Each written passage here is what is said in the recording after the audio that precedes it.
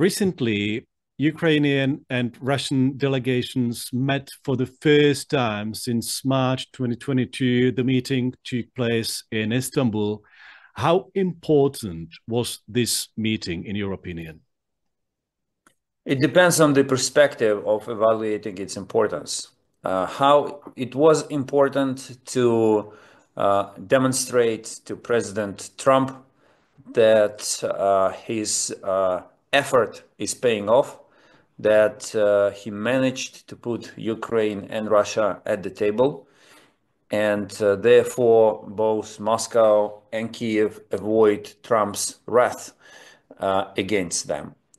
From the perspective of making a meaningful step towards ceasefire, I don't think there was a single chance to achieve this result in the meeting, and therefore it was unimportant. Why do you think there was not a real chance to proceed to ceasefire or peace?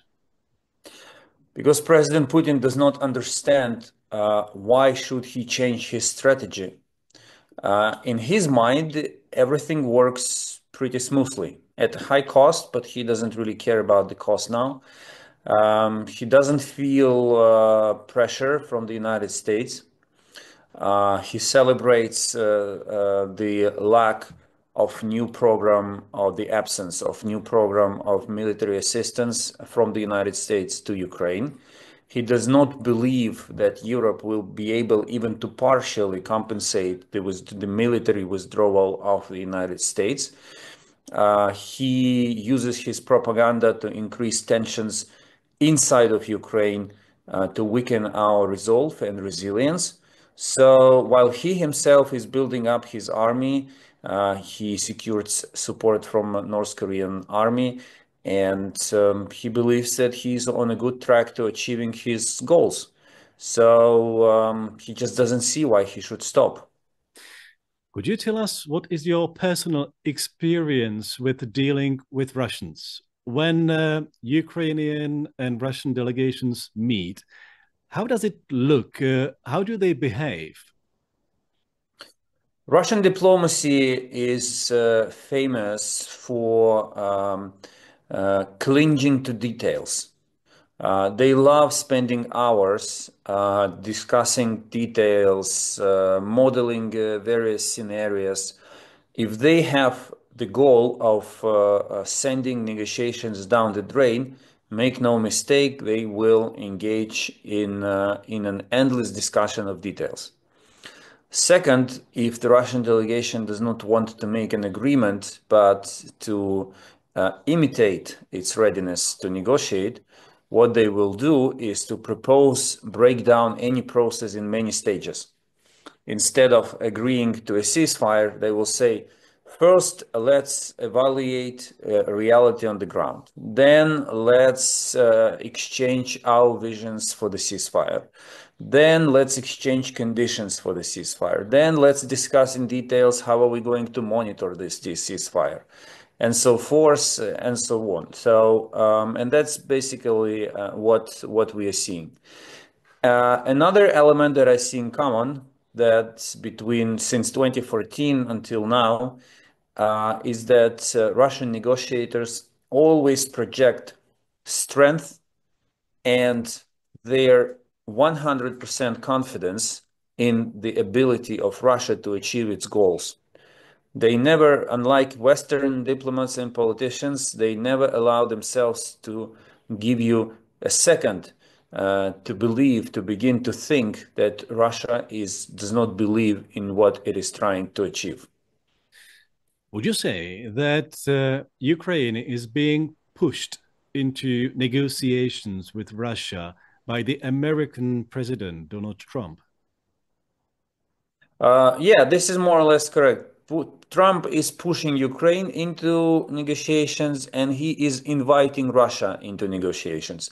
This is, I think, would be the shortest description of his current approach. How difficult will it be to build some trust, some essential level of trust between Ukraine and Russia if there should be some more negotiations and hopefully peace negotiations? Trust that has been eroding since 2014 for 11 years cannot be rebuilt in a day, in a week, or even in 11 months. I'm afraid this will be a long-term process. But I would say there are different levels of mistrust. There is mistrust between Russia and Ukraine, but also there is a mistrust between Russia and the United States of America, between Russia and the European Union. And to end this war, to restore sustainable peace in Ukraine and to avoid war in broader Europe, we will need to rebuild trust at all of these levels. How difficult will it be, and what can be actually the steps, the practical steps in order to build the trust? Stop the fire. And when this ceasefire will be broken, and it will inevitably be broken, be honest and act in good faith in investigating these cases, in assuming responsibility if you are the ones who broke it, and in preventing future violations of the ceasefire. If ceasefire holds with this mechanism in place for at least decent amount of time, and I would say a month or 2-3 months, then parties will begin to move to make next very careful steps towards each other at all three levels, in Ukraine, in Europe, and in the United States. What do you think personally about the way President Trump actually approached the whole situation, about how he got involved, about how he talks even about Ukraine and Russia? Well, if you listen how he talks about Ukraine and Russia, you better not listen to that because it will really upset you. But if we zoom out from what he has been doing, I think there is one good thing in his initial approach, that he tried to change the status quo. He tried to disrupt the process and bring a change.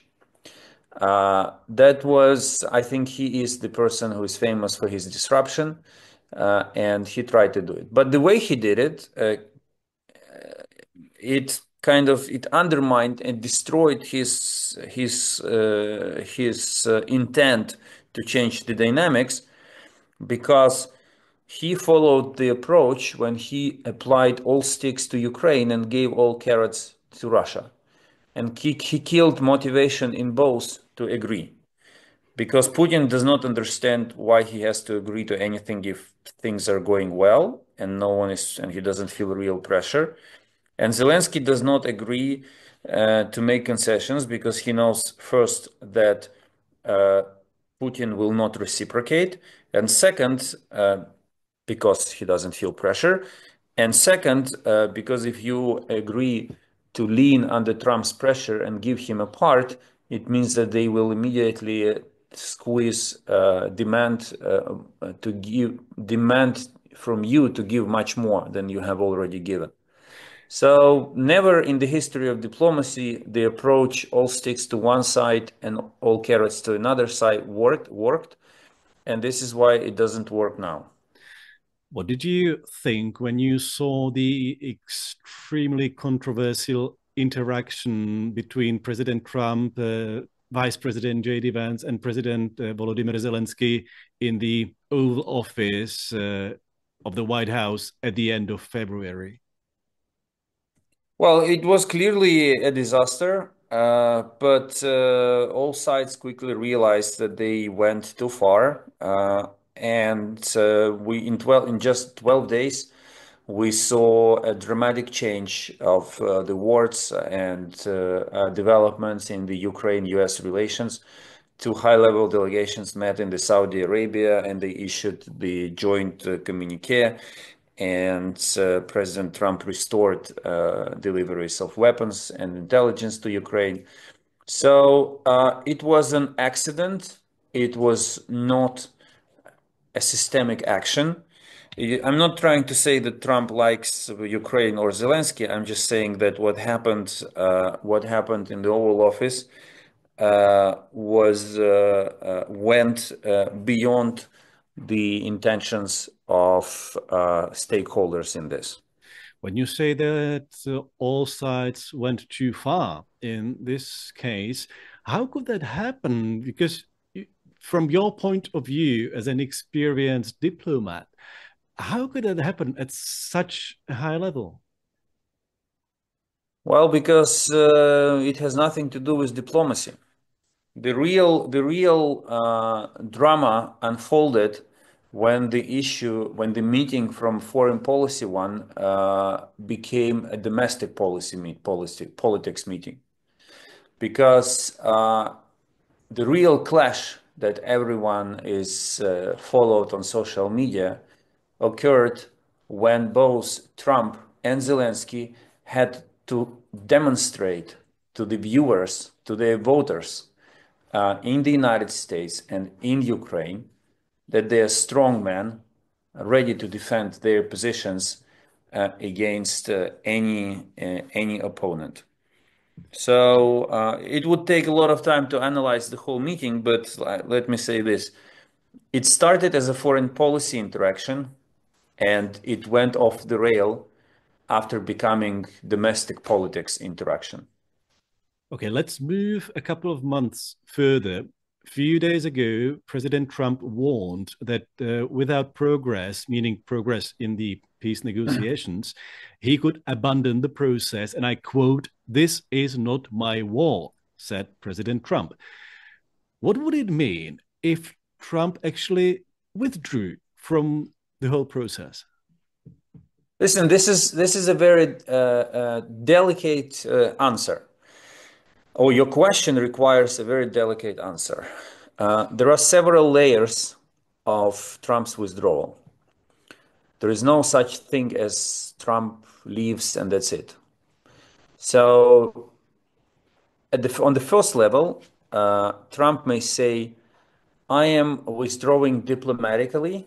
I'm not coming up with any more diplomatic initiatives, and I'm not trying to take both sides to the negotiating table. If that happens, there will be no tragedy in it, because we know how to live in this equilibrium. In fact, most of the time during Trump's first presidency, he stood away from diplomacy. He was not involved in the settlement of the conflict. Now, the second layer is when Trump says, I'm walking away and I am suspending military assistance and intelligence sharing to Ukraine. That becomes a problem. And this will require enormous effort from the European Union to speed up their work in order to try to partially compensate the walkaway of Trump.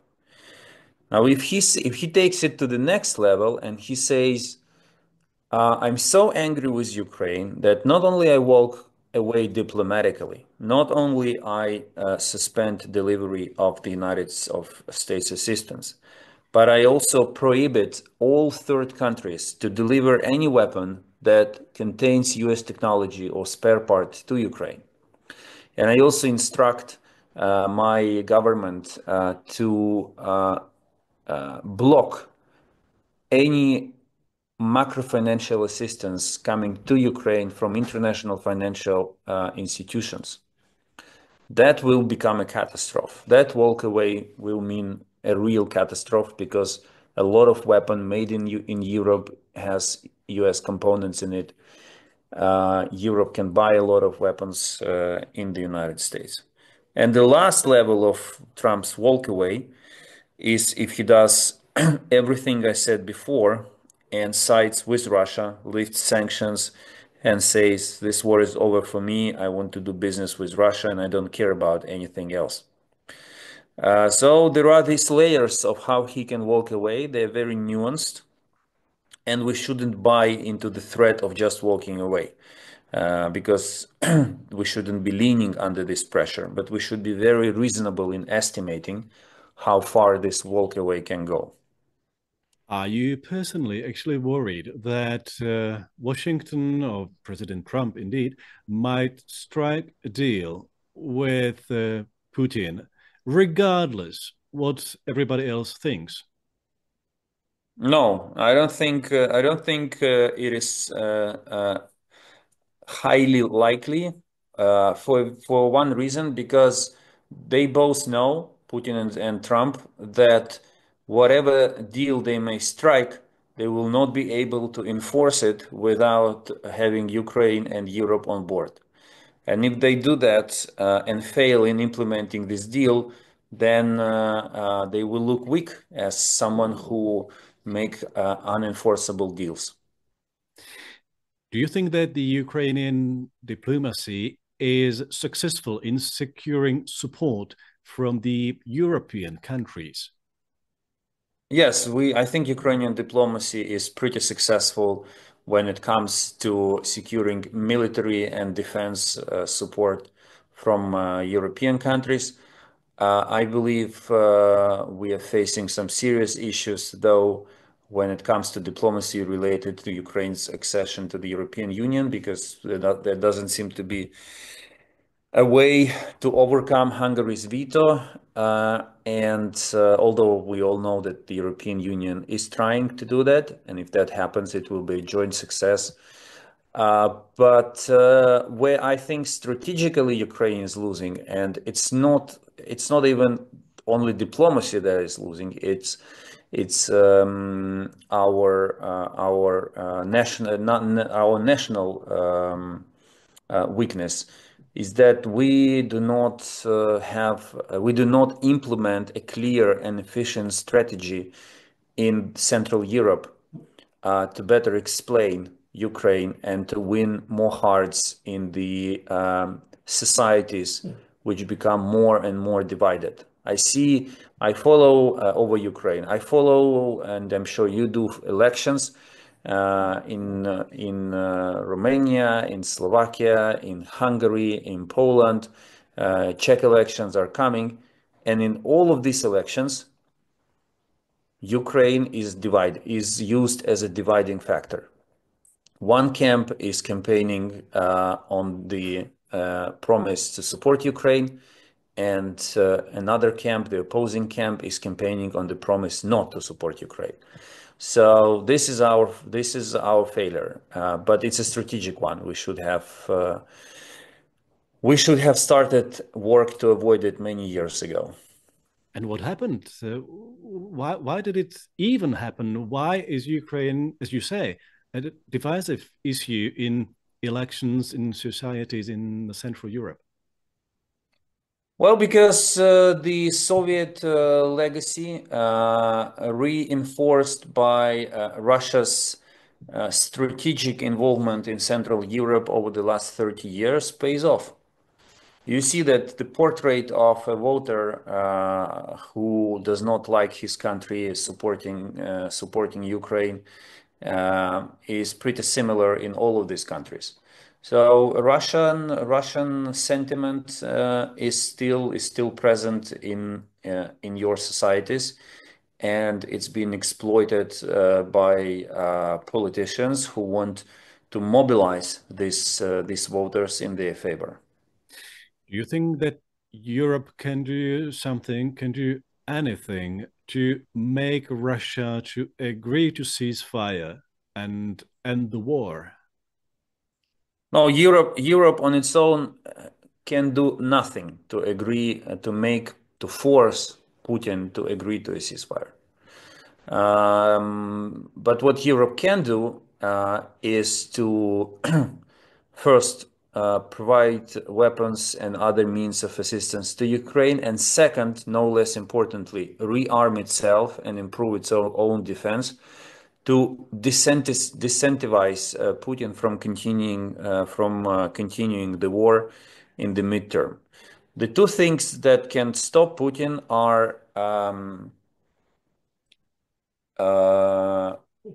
oil prices, losing oil revenues, and stalemate on the front line when Russia will not be able to make any gains on the ground. To achieve, but you cannot strip Russia of oil revenues without the United States. It's just economically impossible. I welcome the sanctions against Shadow Fleet, but it doesn't change the tide of the war. And to achieve a stalemate on the front line, you need to send more. You need to send more weapons to Ukraine.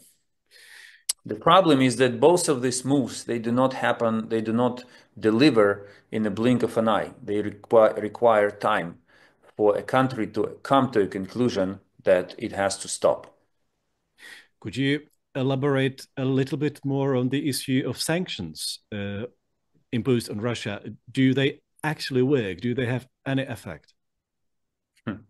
You see, sanctions it's very easy in international relations to criticize United Nations, European Union, and sanctions. There is nothing more pleasant and easygoing than to say that none of these institutions really work. Listen, sanctions do work. The problem is that they do not work to the extent that they stop Putin from running the war. And the reason for that is that Putin is still making billions on oil. And the main source of money for his war machine has always been oil.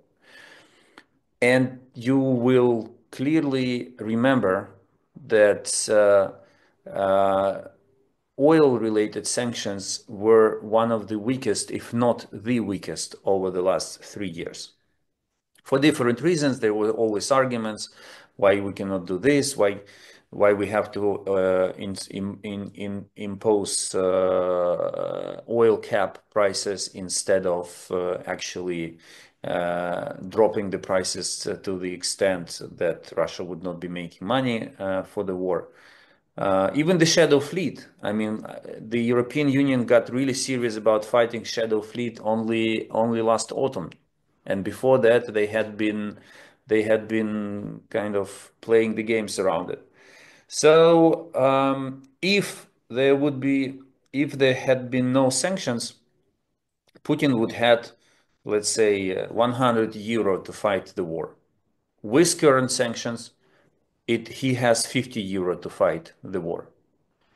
If all the sanctions had been imposed properly and included real restrictive measures against oil, he would have had 50 cents to run the war. And of course, he would have stopped then. So sanctions work, but if we implement half sanctions, let's not criticize sanctions themselves for being ineffective. I'd like to ask about the future of Ukraine now. Is becoming a member state of the European Union still a goal which Ukraine wants to achieve? Yeah, Ukraine will be a member of the EU. I think it will happen within reasonable time. The only two things that can stop this process is a big war in Europe, when of course enlargement will be stalled. And by the way, you may notice a very interesting fact. While some experts and EU officials indicate that the next wave of enlargement should take place by the end of this decade, which is by 2030, some intelligence and ministries of defense of EU countries indicate that Russia will be ready for a conflict with NATO by the end of this decade. What a coincidence, right? And the second reason why Ukraine may not become a member of the EU is if EU ceases to exist. Otherwise, I'm pretty certain we will be there. With NATO, it will be more complicated. There is a psychological barrier with regard to that. But I am more than certain that no collective security in Europe will be functioning without Ukraine. So it means that either the moment will come when Ukraine joins NATO, or there will be something instead of NATO and Ukraine will be a part of it. Isn't it very, very unlikely at this very moment for Ukraine to join NATO, since we all know that Trump's administration basically excluded the possibility of your country joining the alliance? Well, it's not only Trump administration. There are some who hide behind his back because it's very convenient for them. No, I'm not saying, again, I want to be very clear. I believe that EU membership is going to happen within foreseeable future, unless two events that I mentioned happen. And NATO membership will come in long-term perspective, because we're still far away from it. Let's put it this way. Mr. Kuleba, thank you very much indeed for the interview. It's been most interesting and we truly appreciate it. Thanks a lot. Thank you, and I would like to apologize for not being able to join you in person, and I wish you a very successful event, fruitful discussions, and to all participants, inspiration to go back home and act in the interests of our common home, Europe. Thank you so much. Goodbye. Bye-bye.